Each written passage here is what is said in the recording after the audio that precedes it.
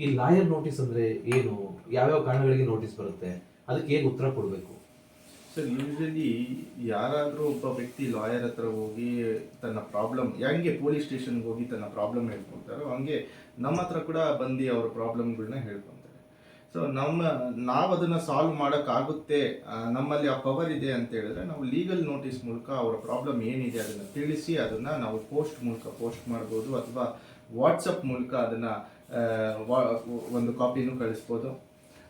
So ಈ ಥರ ಮಾಡುವಂಥ ಸಾಧ್ಯತೆ ಇರ್ತದೆ. ಸೊ ಯಾವ ಕಾರಣಕ್ಕಾಗಿ ಇದನ್ನು ಕಳಿಸ್ತಾರೆ ಅಂತ ಹೇಳಿದ್ರೆ, ಈಗ ಫಾರ್ ಎಕ್ಸಾಂಪಲ್ ಯಾವುದೋ ಒಂದು ಚೆಕ್ ಕೊಟ್ಟಿರ್ತೀರ ನಿಮ್ಮ ಫ್ರೆಂಡಿಗೆ, ಆ ಚೆಕ್ ಕೊಟ್ಟು ಅದು ಬೌನ್ಸ್ ಆಗಿರುತ್ತೆ. ಸೊ ಬೌನ್ಸ್ ಆದಲ್ಲಿ ನಿಮಗೆ ಬರಬೇಕಾಗಿರುವಂತಹ ಹಣ ನಿಮಗೆ ಬಂದಿರಲ್ಲ. ಸೊ ಆ ಕಾರಣಕ್ಕೆ ಆ ಬೌನ್ಸ್ ಆಗಿರುವಂತಹ ಅಕ್ನಾಲಜ್ಮೆಂಟ್ ಇಟ್ಕೊಂಡು ನೀವು ಒಂದು ಲಾಯರ್ ಹತ್ರ ಬಂದು, ನೋಡಿ ನೀವು ಈ ಥರ ನನಗೆ ಇಂತಿಷ್ಟು ಅಮೌಂಟ್ನ ನನಗೆ ಕೊಡಬೇಕಾಗಿತ್ತು, ನೀವು ನನಗೆ ಕೊಟ್ಟಿಲ್ಲ. ಸೊ ನೀವು ಕೊಟ್ಟಿರುವಂತಹ ಚೆಕ್ ಇದು ಬೌನ್ಸ್ ಆಗಿದೆ, ಅದರ ಅಕ್ನಾಲಜ್ಮೆಂಟ್ ಒಂದು ಕಾಪಿ ಆ ಲೀಗಲ್ ನೋಟಿಸಲ್ಲಿ ಹೇಳಿ, ಯಾವ ಡೇಟ್ ಕೊಟ್ಟಿದ್ದಾರೆ ಮತ್ತು ಯಾವ ರೀಸನ್ಗೋಸ್ಕರ ಹಣ ಅವರು ತಗೊಂಡಿದ್ದು ಅದನ್ನೆಲ್ಲ ಆ ಲೀಗಲ್ ನೋಟಿಸಲ್ಲಿ ನಾವು ಪ್ರಿಸ್ಕ್ರೈಬ್ ಮಾಡಿ ಅದನ್ನು ನಾವು ಪೋಸ್ಟ್ ಮಾಡಿದ್ದಲ್ಲಿ ಏನಾಗುತ್ತೆ, ಅವರು ಅದರಲ್ಲೇ ನಾವು ಮೆನ್ಷನ್ ಮಾಡಿರ್ತೀವಿ within the span of 15 days ನೀವು ನಮಗೆ ರಿಪ್ಲೈ ನೋಟಿಸ್ ಕಳಿಸ್ಬೇಕು. ಕಳಿಸಿಲ್ಲ ಅಂತ ಹೇಳಿದ್ರೆ ನಾವು ನಿಮ್ಮ ಮೇಲೆ ನೆಗೋಷಿಯಬಲ್ ಇನ್ಸ್ಟ್ರೂಮೆಂಟ್ ಆ್ಯಕ್ಟ್ ಪ್ರಕಾರ ಒಂದು ಮಾನ್ಯ ನ್ಯಾಯಾಲಯದಲ್ಲಿ ನಿಮ್ಮ ಮೇಲೆ ಒಂದು ಕೇಸನ್ನು ಹಾಕ್ತೀವಿ ಅಂತ ಹೇಳಿಬಿಟ್ಟು ಒಂದು ಕಾಷನ್ನಲ್ಲೂ ಆ ನೋಟಿಸ್ನಲ್ಲಿ ನಾವು ಇಟ್ಟು ಕಳಿಸ್ಬೋದು. So this is called as an legal notice. ನಾನೊಂದು ಸಣ್ಣ ಎಕ್ಸಾಂಪಲ್ ಕೊಟ್ಟೆ, check bounce case, that is NI act ಕೇಸ್ನ ಇಟ್ಕೊಂಡು ಒಂದು ಎಕ್ಸಾಂಪಲ್ ಕೊಟ್ಟೆ. ಸೊ ಈಗ ಬೇರೆ ಎಲ್ಲ ರೀತಿಯಾದ ನಿಮಗೆ ಈಗ for example husband and wife ಒಂದು ತಕರಾರಿರುತ್ತೆ, ಅವ್ರಿಗೆ ಏನಾದರೂ ಡೈವರ್ಸ್ ಏನಾದರೂ ಬೇಕು ಅಂತ ಹೇಳಿದ್ರೇನೋ ಅವ್ರಿಗೂ ಲೀಗಲ್ ಹಸ್ಬೆಂಡ್ ವೈಫ್ ಕಳಿಸ್ಬೋದು, ವೈಫ್ ಹಸ್ಬೆಂಡ್ ಕಳಿಸ್ಬೋದು within the span of 15 days ನನಗೆ ರಿಪ್ಲೈ ಮಾಡಿ ಅಂತೇಳಿ, ಇಲ್ಲಾಂದರೆ ಕೋರ್ಟಲ್ಲಿ ನಿಮ್ಮನ್ನು ನಾವು ನೋಡ್ಕೊತೀವಿ ಅಂತೇಳಿ. ಸೊ ಇವೆಲ್ಲ ಕಾರಣಕ್ಕಾಗಿ ನಾವು ಲೀಗಲ್ ನೋಟಿಸ್ನ ನಾವು ಯೂಸ್ ಮಾಡ್ಕೊತೀವಿ ಸರ್. ಸರ್, ಇವಾಗ ನೀವು ಲೀಗಲ್ ನೋಟಿಸ್ ಕಳಿಸಿದ್ರಿ, ಸೊ ಅದಕ್ಕೆ ಉತ್ತರ ಈಗ ನಾನು ಇಸ್ಕೊಂಡು, ಅದಕ್ಕೆ ಉತ್ತರ ಅಂದರೆ ಯಾವ ರೀತಿ ಕೊಡೋದು? ಅಂದರೆ ಉತ್ತರ ಅಂತ ಹೇಳಿದ್ರೆ, ಈಗ ಫಾರ್ ಎಕ್ಸಾಂಪಲ್ಲು ನಾನು ನಿಮಗೆ ಚೆಕ್ ಕೊಟ್ಟಿರ್ತೀನಿ, ಸಿಂಪಲ್ ಎಕ್ಸಾಂಪಲ್, ಅದು ಬೌನ್ಸ್ ಆಗುತ್ತೆ. ಸೊ ನೀವು ಒಂದು ಲಾಯರ್ನ ಇಟ್ಕೊಂಡು ನನಗೆ ನೋಟಿಸ್ ಕಳಿಸ್ತೀರಿ. ನಾನು I am not a law man, I am A ಲೇ ಮ್ಯಾನ್ ಅಂತ ತಿಳ್ಕೊಳ್ಳಿ. ಸೊ ಆಗ ನನಗೆ ನೋಟಿಸ್ ಸರ್ವ್ ಆಗುತ್ತೆ, ನನ್ನ ಆಫೀಸಿಗೆ ಬರುತ್ತೆ ನೋಟಿಸು, ನಾನು ನೋಡ್ತೀನಿ. ಸೊ ನಾನೊಬ್ಬ ನಾರ್ಮಲ್ ಪರ್ಸನ್, ನಾನೇನು ಮಾಡ್ತೀನಿ, ನಾನೊಂದು ಲಾಯರ್ ಇಟ್ಕೋಬೇಕು. ನಾನೊಂದು ಲಾಯರ್ ಇಟ್ಕೊಂಡು ಅದಕ್ಕೆ ನಿಮಗೆ ಬಂದಿರ್ತಕ್ಕಂಥ ನೋಟಿಸ್ನ ಆ ಲಾಯರ್ಗೆ ತೋರಿಸ್ಬೇಕು. ತೋರಿಸಿದಲ್ಲಿ ಏನಾಗುತ್ತೆ, ಆ ಲಾಯರ್ ಆ ಕಂಟೆಂಟ್ಸ್ನ ಓದಿ ಅದಕ್ಕೆ ರಿಪ್ಲೈ ನೋಟಿಸ್ ರೆಡಿ ಮಾಡಿ ಅವರು ತಿರ್ಗಾ ರಿಪ್ಲೈ ಕಳಿಸ್ತಾರೆ. ನೀವೇನಾದರೂ ಆ ಪರ್ಟಿಕ್ಯುಲರ್ ಸ್ಪ್ಯಾನ್ ಆಫ್ ಟೈಮಲ್ಲಿ ಕಳಿಸಿಲ್ಲ, ರಿಪ್ಲೈ ನೋಟಿಸ್ ಕಳಿಸಿಲ್ಲ ಅಂತ ಹೇಳಿದ್ರೆ ಅವರು ನಿಮ್ಮ ಮೇಲೆ ಕೋರ್ಟಲ್ಲಿ ದಾವೆ ಹೂಡುವಂಥ ಎಲ್ಲ ಸಾಧ್ಯತೆ ಇರ್ತದೆ. ಇದು ಒಂದು ಲಾಯರ್ ನೋಟಿಸ್ ಆಯಿತು.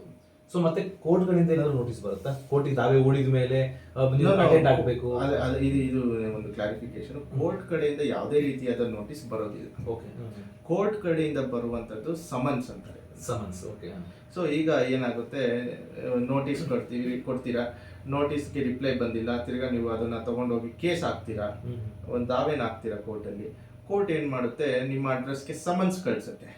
ನೋಡಿ, ನಿಮ್ಮ ಮೇಲೆ ಈ ಥರ ಕೇಸ್ ಆಗಿದೆ, ಬಂದು ನಿಮ್ಮ ಅಡ್ವೊಕೇಟ್ ಮೂಲಕ ಇಲ್ಲಿ ಬಂದು ಅಪಿಯರ್ ಆಗಿ ರಿಪ್ಲೈ ಮಾಡಿ ಅದನ್ನ ಏನಿದೆ ಕೋರ್ಟ್ ಮೂಲಕ ಅಂತ. That is called summons. That is notice. Legal notice different ಇದೆ, ಸಮನ್ಸ್ ಕೋರ್ಟಿಂದ ಬರುವಂಥದ್ದು ಬೇರೆ ಇದೆ. ವಾರೆಂಟ್ ಅಂದ್ರೆ ಅದು ಬೇರೆ ಇರುತ್ತೆ, ಅದೇ ಕ್ರಿಮಿನಲ್ ಕೇಸ್ಗಳಿಗೆ ಸಂಬಂಧಪಟ್ಟಂಥದ್ದು. ಸೊ ಇವೆಲ್ಲ ಡಿಫ್ರೆನ್ಶಿಯೇಷನ್. ಸೊ ಈಗ ಸಮನ್ಸ್ ಬಂತು ಅಂದಾಗ ನಾವು ಹೋಗಿ ಕೋರ್ಟ್ ಅಟೆಂಡ್ ಮಾಡಬೇಕಾಗುತ್ತೆ, ಅದೇನಿದೆ ಅದಕ್ಕೆ ಉತ್ತರ ಕೊಡಲೇಬೇಕಾಗುತ್ತೆ. ಲಾಯರ್ ಮೂಲಕ ಹೋಗಿ ನೀವು ಉತ್ತರ ಕೊಟ್ಟು ಅಟೆಂಡ್ ಮಾಡಬೇಕಾಗುತ್ತೆ. ಸೊ ಆ ಸಮನ್ಸ್ಗೂ ಉತ್ತರ ಕೊಡ್ಲಿಲ್ಲ ಅಂದಾಗ ಮತ್ತೆ ಅದು ತುಂಬಾ ದೊಡ್ಡ ಇಶ್ಯೂ ಆಗುತ್ತಲ್ಲ. ಅಂದ್ರೆ ಸಮನ್ಸ್ಗೂ ಉತ್ತರ ಕೊಟ್ಟಿಲ್ಲ ಅಂದ್ರೆ ಪೊಲೀಸ್ನವ್ರ ಮೂಲಕ ಕೋರ್ಟು ಅಂದ್ರೆ ಒಂದು ಇಂಟಿಮೇಷನ್ ಕೊಡಿಸುತ್ತೆ. ಅದೇನಾದ್ರೂ ಜಾಸ್ತಿ ಆದಲ್ಲಿ ಅರೆಸ್ಟ್ ಮಾಡುವಂತ, ಕಸ್ಟಡಿಗೆ ತಗೊಂಡು ಕೋರ್ಟ್ ಪ್ರೊಡ್ಯೂಸ್ ಮಾಡುವಂತಹ ಸಾಧ್ಯತೆ ಇರ್ತದೆ. ಡಿಪೆಂಡ್ ಅಪಾನ್ ಯಾವ ಕೇಸ್ ಅದು, ಯಾವ ರೀತಿ, ಎಷ್ಟು ಅದು ಸೀರಿಯಸ್ನೆಸ್ ಆಫ್ ದಿ ಕೇಸ್ ನೋಡುತ್ತೆ, ಅದ್ರ ಮೇಲೆ ಡಿಪೆಂಡ್ ಆಗುತ್ತೆ. ಯೂಶಲಿ ಗಂಡ ಹೆಂಡತಿ ಕೇಸಲ್ಲಿ ಆ ಥರ ಆಗೋದಿಲ್ಲ, ಅರೆಸ್ಟ್ ಮಾಡ್ಕೊಂಡು ಕರ್ಕೊಂಡು ಬರೋ ಲೆವೆಲ್ಗೆಲ್ಲ ಹೋಗೋದಿಲ್ಲ ಯೂಶಲಿ. ನೀವು ಹೇಳಿದಂಗೆ ಚೆಕ್ ಬೌನ್ಸ್ ಕೇಸು, ಬಟ್ ಅದೇ ಕೆಲವೊಂದು ಕೇಸ್ಗಳಲ್ಲಿ ಆ ಥರ ಆಗುತ್ತೆ. ಹೌದು, ಕೆಲವೊಂದು ಕ್ರಿಮಿನಲ್ ಕೇಸ್ಗಳಲ್ಲಿ ಆ ಥರ ಆಗುತ್ತೆ. ಸರ್, ಈಗ ಲಾಯರ್ ಕೇಸಲ್ಲಿ ನೀವು ನೋಟಿಸ್ ಕೊಟ್ಟಾಗ ವಿತೌಟ್ ಲಾಯರ್ ಇಟ್ಕೊಳ್ದಂಗೆ ನಾನು ನೋಟಿಸ್ ಕೊಡೋಕ್ಕಾಗಲ್ಲ, ಪಾಪ ಆತನಿಗೆ ದುಡ್ಡು ಇರೋದಿಲ್ಲ, ಇಲ್ಲಪ್ಪ ನಾನು ದುಡ್ಡು ಸೆಟ್ಲ್ ಮಾಡ್ತೀನಿ. ಫಾರ್ ಎಕ್ಸಾಂಪಲ್ ನೀವು ಹೇಳಿದಂಗೆ ಚೆಕ್ ಬೌನ್ಸ್ ಕೇಸೇ ಆಗಿರುತ್ತೆ, ಇಲ್ಲ ನಾನು ಚೆಕ್ ಬೌನ್ಸ್ ಆಗಿದೆ ಸಾರಿ ನಾನು ದುಡ್ಡು ಸೆಟ್ಲ್ ಮಾಡ್ತೀನಿ ಅಂತ ಹೇಳಿ ಅವನು ಕಾಂಪ್ರಮೈಸ್ ಆಗ್ಬೋದಾ ಆ ವ್ಯಕ್ತಿ? ಹೌದು. ಈಗ ಮೇನ್ ಲಾಯರ್ ಹತ್ರ ಹೋಗಿ ನೋಟಿಸ್ ಕೊಡುವಂತಹ ಮೇನ್ ಅಜೆಂಡಾ ಏನಪ್ಪಾ ಅಂತ ಹೇಳಿದ್ರೆ ಅವನಿಗೆ ದುಡ್ಡು ವಾಪಸ್ ಬರಬೇಕು. ಅದು ಯಾವ ರೀತಿ ಕೋರ್ಟ್ ಮೂಲಕ ಬಂದ್ರೆ ಅದು ಲಾಂಗ್ ಪ್ರೊಸೀಜರ್ ಆಗುತ್ತೆ. ಅಲ್ಲಿಗೆ ಸೆಟ್ಲ್ಮೆಂಟ್ ಮಾಡೋದಾದ್ರೆ that is a short procedure, ಅಲ್ಲಿಗೆ ಮುಗ್ದೋಗುತ್ತೆ, ಅದು ಎಲಾಬ್ರೇಟ್ ಆಗಲ್ಲ. ಸೊ ಆ ಲೀಗಲ್ ನೋಟಿಸ್ ಅಲ್ಲಿ ನಂಬರ್ ಗಿಂಬರ್ ಎಲ್ಲ ಕೊಟ್ಟಿರ್ತಾರೆ, ಲಾಯರ್ ನಂಬರು ಇರುತ್ತೆ, ಲಾಯರ್ ಆಫೀಸ್ ಅಡ್ರೆಸ್ ಇರುತ್ತೆ, ಮತ್ತೆ ಅವ್ರ ನಂಬರು ಇರುತ್ತೆ. ನೋಡಪ್ಪ ನನಗೆ ನಿನಗೆ ಏನು ತಕರಾರು ಬೇಡ, ನೀನೇನು ಕೋರ್ಟ್ಗೆ ಹೋಗ್ಬೇಡ, ನಾವು ಇಲ್ಲೇ ಅದನ್ನ ಫೈಸಲ್ ಮಾಡ್ಕೊಳ್ಳೋಣ ಅಂತ ಹೇಳ್ಬಿಟ್ಟು ಬೇಕಾದ್ರೆ ಪರ್ಸ್ನಲಿ ಅದನ್ನ ಮಾತಾಡ್ಕೊಂಡು ಆ ದುಡ್ಡು ಏನಿದೆ ಇದಿಷ್ಟು ಟೈಮ್ ಕೊಡು, with in the span of 1 or 2 months ನಾನು ನಿಮ್ಗೆ ಸೆಟ್ಲ್ಮೆಂಟ್ ಮಾಡ್ಬಿಡ್ತೀನಿ ಅಂತ ಹೇಳಿ ಮಾತಾಡ್ಕೊಂಡು ಆ ಸೆಟ್ಲ್ಮೆಂಟ್ ಮಾಡ್ಕೋಬಹುದು. ಮತ್ತೆ ನೀವು ಅವ್ರ ಫರ್ದರ್ ಇನ್ವೆಸ್ಟಿಗೇಷನ್ ಆಗೋ ಅವಶ್ಯಕತೆ ಏನು, ಅವ್ರು ಇಲ್ಲಿಗೆ ಸೆಟ್ಲ್ಮೆಂಟ್ ಆದ್ರೆ ಕೋರ್ಟ್ಗೆ ಹೋಗುವಂತ ಯಾವುದೇ ಇದು ಬರಲ್ಲ. ಈಗ ಒಂದ್ ವೇಳೆ ಈಗ ನೋಟಿಸ್ ಕಳಿಸುವಾಗ ಆತನಿಗೆ ಯಾವುದೇ ಎವಿಡೆನ್ಸ್ ಇರೋದಿಲ್ಲ, ಚೆಕ್ ಬೌನ್ಸ್ ಆಯ್ತು ಅನ್ನೋದು, ಚೆಕ್ ಬೌನ್ಸ್ ಬೇಡ, ಈಗ ಸಾಲ ಇಸ್ಕೊಂಡಿದ್ದಾರೆ ಅಂತ ಇಟ್ಕೊಳ್ಳಿ, ಸಾಲ ಇಸ್ಕೊಂಡಿರೋಕೆ ಯಾವುದೇ ರೀತಿ ಪುರಾವೆ ಇರೋದಿಲ್ಲ, ಯಾವುದೇ ಚೆಕ್ ಕೊಟ್ಟಿರೋದಿಲ್ಲ ಅಥವಾ ಅಗ್ರಿಮೆಂಟ್ ಪೇಪರ್ ಇರೋದಿಲ್ಲ, ಸುಮ್ಮನೆ ಕ್ಯಾಶ್ ಮುಖಾಂತರ ಸಾಲ ಕೊಟ್ಟಿರ್ತಾನೆ. ಈಗ ನಾನು ಒಂದು 10 ಲಕ್ಷ ಕ್ಯಾಶ್ ಮುಖಾಂತರನೇ ಕೊಟ್ಟಿದ್ದೆ, ಇವರ ಉಪಸ್ಥಿತಿಯಲ್ಲಿ ಯಾರೋ ಒಂದಿಬ್ರು ಇದ್ರು, ಅವ್ರ ಮುಖಾಂತರ ಅವ್ರ ಮುಂದೆ ಕೊಟ್ಟೆ ನಾನು, ಆ ಥರನೂ ಹಾಕ್ಬೋದು. ಆ ವಿಟ್ನೆಸ್ ನ ಇಟ್ಕೊಂಡು ನಾವು ಒಂದು ಮೇನ್ ಎವಿಡೆನ್ಸ್ ಆಗಿ ಇಟ್ಕೊಂಡು ನಾವು ಐ ವಿಟ್ನೆಸ್ ಆಗಿ ಇಟ್ಕೊಂಡು ಬೇಕಾದ್ರೆ ನಾವು ಕೇಸ್ ಹಾಕೊಬಹುದು, ಅದ್ರ ಮೇಲೂ ಲೀಗಲ್ ನೋಟಿಸ್ ಕಳಿಸ್ಬೋದು, ನಾವು ಕೇಸ್ನ ಕೂಡ ಹಾಕ್ಬೋದು. ನಾವು ಅವ್ರ ಮುಂದೆ ಕ್ಯಾಶ್ ಇದು ಮೂಲಕ ಕೊಟ್ವಿ, ಬಟ್ ಆ ಕ್ಯಾಶ್ ನಿಮ್ಗೆ ಹೆಂಗ್ ಬಂತು, ಆ ಕ್ಯಾಶ್ ಬ್ಲ್ಯಾಕ್ ಮನಿನ ವೈಟ್ ಮನಿನ ಅದು ಹೆಂಗ್ ಬಂತು ಅನ್ನೋದನ್ನ ನಾವು ಕೋರ್ಟ್ಗೆ ಎಕ್ಸ್ಪ್ಲೈನ್ ಮಾಡ್ಬೇಕಾಗುತ್ತೆ. That is important. ಮತ್ತೆ ಅದ್ರ ಜೊತೆಗೆ ಈ ಸುಳ್ಳು ಹೇಳ್ಬೋದು. ಈಗ ನನಗೆ ಸುಮ್ಮನೆ ಕೊಟ್ಬಿಡ್ತಾನೆ ಯಾವುದೋ ಒಬ್ಬ ವ್ಯಕ್ತಿ, ದುಡ್ಡನ್ನ ಕೊಟ್ಬಿಡ್ತಾನೆ ಒಬ್ರಿಗೆ, ಬಟ್ ಅದನ್ನ ರಿಕವರಿ ಮಾಡ್ಬೇಕಲ್ಲ, ಸೊ ಎವಿಡೆನ್ಸ್ ಇಲ್ಲ, ಅದಕ್ಕೆ ಇವನೇ ಸೃಷ್ಟಿ ಮಾಡ್ತಾನೆ, ನಿನ್ ಮುಖಾಂತರ ಕೊಟ್ಟೆ ಅಂತ ಹೇಳೋ, ನೀನು ಸ್ವಲ್ಪ ಬಂದ್ರೆ ಅಲ್ಲಿ ಸಾಕ್ಷಿ ಹೇಳ್ಬಿಡು, ನನ್ನ ಮುಂದೆ ಕೊಟ್ಟಾಗ ದುಡ್ಡಿಸ್ಕೊಂಡು ಅಂತ ಸಾಕ್ಷಿ ಹೇಳು ಅಂತ ಈ ತರ ಹುಟ್ಟಿಸ್ಕೊಬಿಡೋದು. ಆದ್ರಿಂದ ನೀವು ಇವಾಗ ಕೇಳಿದ ಪ್ರಶ್ನೆ ಏನಪ್ಪಾ ಅಂತ ಹೇಳಿದ್ರೆ, ಯಾಕೆ ಇಷ್ಟು, ಈಗ ನಾನು ಒಂದು ಎಕ್ಸಾಂಪಲ್ ನೀವೇ ಹೇಳ್ದಂಗೆ ಸೌಜನ್ಯ ಪ್ರಕರಣ ಅಷ್ಟು ವರ್ಷಗಳ ಕಾಲ ನಡೀತು. ಸೊ ಈ ತರ ಏನು ಒಂದು ಮಿಸ್ ಮ್ಯಾಚ್ ಆಗ್ಬಾರ್ದು ಅಂತಾನೆ ಅದು ಅಷ್ಟು ವರ್ಷ ನಡೀತು. ಸೊ ಆದ್ರಿಂದ ಕೋರ್ಟು ಕೇಸು ವಿಚಾರದಲ್ಲಿ ಕೂಲಂಕುಷವಾಗಿ ಎಲ್ಲವನ್ನು ತನಿಖೆ ಮಾಡಿ ಟೈಮ್ ತಗೊಂಡು ಯಾರು ಸರಿ ಯಾರು ತಪ್ಪು ಅಂತ ಹೇಳ್ಬಿಟ್ಟು ಇದು ಮಾಡ್ತಾರೆ ಸರ್. ಅಂದ್ರೆ ಇವನಿಗೆ ಎವಿಡೆನ್ಸ್ ಇಲ್ಲ ಅಂದ್ರೆ ಅವ್ನು ಕೊಡಕ್ ಆಗೋದೇ ಇಲ್ಲ. ಹೌದು, ಜಸ್ಟಿಸ್ ಹರಿಡ್ ಇಸ್ ಜಸ್ಟಿಸ್ ಬರೀಡ್ ಅಂತ ಹೇಳ್ತಾರೆ. ಸೊ ಅದಕ್ಕೋಸ್ಕರ ಕ್ಲೀನ್ ಆಗಿ ಅದನ್ನ ಕೂಲಂಕುಷವಾಗಿ ತನಿಖೆ ಮಾಡಿ ಕೋರ್ಟು ಯಾರು ಆ ವಿಟ್ನೆಸ್ಗಳನ್ನ ಟೆಸ್ಟಿಫೈ ಮಾಡ್ತಾರೆ, cross exam, first chief examination ನಡೆಯುತ್ತೆ, ಆಮೇಲೆ ಕ್ರಾಸ್ ಎಕ್ಸಾಮಿನೇಷನ್ ನಡೆಯುತ್ತೆ. ಅದರಲ್ಲಿ ಸತ್ಯ ಆಚೆ ಬಂದಲ್ಲಿ ಏನಾಗುತ್ತೆ, ಕೇಸ್ ಯಾರ ಪರ ನ್ಯಾಯ ಇದೆ ಅವ್ರ ಪರ ಜಜ್ಮೆಂಟ್ ಆಗುತ್ತೆ.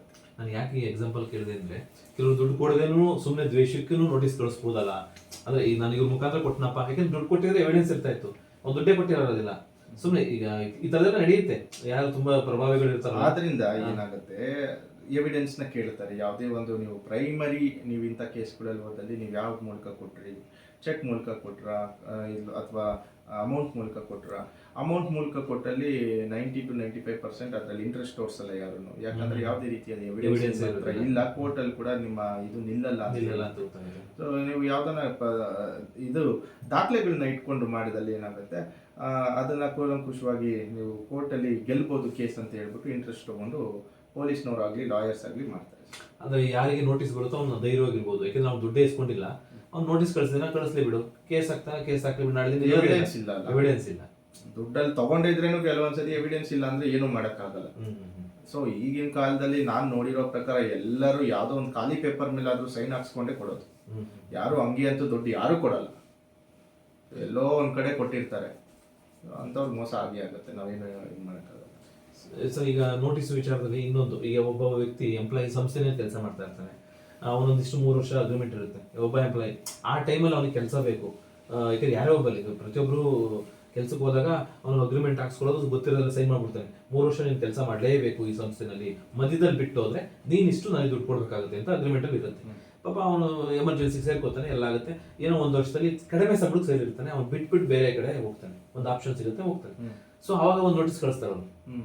ಸೊ ಆ ನೋಟಿಸು ಇವನು ಏನು ಉತ್ತರ ಕೊಡ್ಬೇಕಾಗತ್ತೆ, ಆ ನೋಟಿಸ್ ಕಳಿಸಿದಾಗ ಏನ್ ಮಾಡಬಹುದು? ಒಬ್ಬ ಲಾಯರ್ ಇಟ್ಕೊಂಡು ಏನಕ್ಕೆ ನೀವು ಬಿಟ್ರಿ, ಆ ಕಂಪನಿಯಲ್ಲಿ ಅಥವಾ ಆ ಒಂದು ಸಂಸ್ಥೆಯಲ್ಲಿ ಏನ್ ಪ್ರಾಬ್ಲಮ್ ಅವ್ರಿಗೆ ಆಗ್ತಾ ಇತ್ತು ಅನ್ನೋದು ಅವರು ರಿಪ್ಲೈ ಮೂಲಕ ಕೋರ್ಟ್ಗೆ ತಿಳಿಸ್ಬೇಕಾಗುತ್ತೆ. ಬಟ್ ಅಗ್ರಿಮೆಂಟ್ ಇರೋದ್ರಿಂದ ಅದೊಂದು ಸಿವಿಲ್ ಕೇಸ್ ಆಗಿರುತ್ತೆ, ಅದು ವರ್ಷಾನುಗಟ್ಲೆ ಕೋರ್ಟಲ್ಲಿ ನಡೆಯುತ್ತೆ. ಹ್ಮ್ ಹ್ಮ್ ನಡೆಯೋ ಟೈಮಲ್ಲಿ ಇವ್ರು ಒಂದು ಲಾಯರ್ ಇಟ್ಕೊಂಡು ಅವರು ಒಂದು ಲಾಯರ್ ಇಟ್ಕೊಂಡು ಆ ಕಾನೂನಿನ ಪ್ರಕ್ರಿಯೆ ಮತ್ತೆ ಇದು ನೋಡ್ಕೊಂಡು ಮಾಡ್ಬೇಕಾಗುತ್ತೆ ಸರ್. ಅಂದ್ರೆ ಯಾಕಂದ್ರೆ ಪಾಪ ಇವನು ಹೊಟ್ಟೆಪಡೆಯಾಗಿ ಕೆಲಸ ಮಾಡುವಂತ ವ್ಯಕ್ತಿ, ಅದು ಫೈಟ್ ಮಾಡಕ್ ಆಗೋದಿಲ್ಲ. ಅದಕ್ಕೋಸ್ಕರನೇ ನಾನೇನ್ ಹೇಳ್ತೀನಿ, ನೀವು ಯಾವುದೇ ಒಂದು ಅಗ್ರಿಮೆಂಟ್ ಸೈನ್ ಹಾಕೋಕ್ಕಿಂತ ಮುಂಚೆ ಕೂಲಂಕುಷವಾಗಿ ಅದನ್ನ ಓದಿ, ನೀವು if you are very much sure about it ನೀವು ಹಾಕ್ಬೇಕಾಗುತ್ತೆ. ಇಲ್ಲ ಅಂತ ಹೇಳಿದ್ರೆ there is no compromise in law. Because ನೀವು ಒಂದು ಅಗ್ರಿಮೆಂಟ್ ಸೈನ್ ಮಾಡಿದ್ದೀರಾ ಅಂತ ಹೇಳಿದ್ರೆ ಅದು ವರ್ಷಾನುಗಟ್ಲೆ ಸಿವಿಲ್ ಕೇಸ್ ನಡೆಸ್ತಾರೆ, ನಾವು ಹೋಗಿ ಬಂದು ಮಾಡಬೇಕಾಗಿ ಬರ್ತದೆ. ಅದು ಕಾನೂನಿನ ಒಂದು ಪ್ರಕ್ರಿಯೆ, ನಾವು ಅದನ್ನ ಯಾವುದೇ ರೀತಿ ತಡೆಗಟ್ಟಕ್ಕಾಗಲ್ಲ. Thank you sir.